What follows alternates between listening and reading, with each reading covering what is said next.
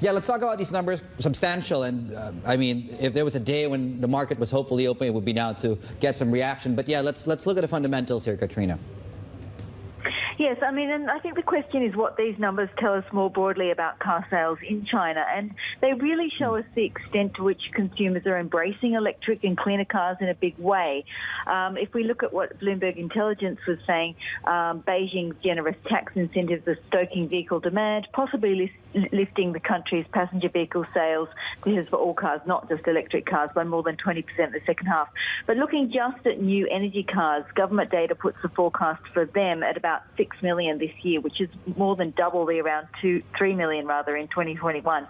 Looking at BYD sales specifically, well, they're near evenly split between pure electric vehicles and hybrid, and they surged 187% year on year to just over 200,000 last month, which brings total new energy vehicle passenger sales for them through the year through September to 1.17 million. So very impressive numbers there out of BYD yesterday.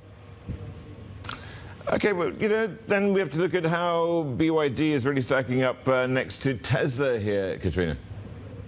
Exactly, and Tesla's also been in the news a lot over the last couple of days. It's a tempting comparison to make because they're both car giants in their own right.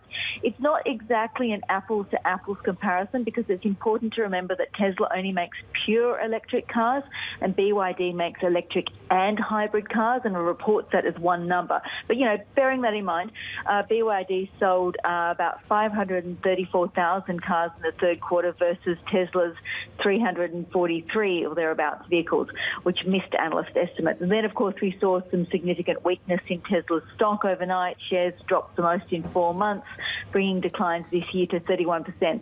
I just would like to note there has been weakness across the board in a lot of EV company stocks. We had that pretty lackluster debut last week from Leap Motor in Hong Kong.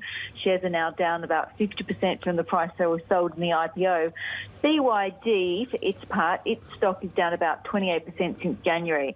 So even though, there's quite a lot of robust consumer demand for electric cars, which I was just mentioning in China, these companies are being hit because they can't, in some circumstances, they can't actually meet this demand. And in many cases, they're also grappling with higher input costs for things like battery materials.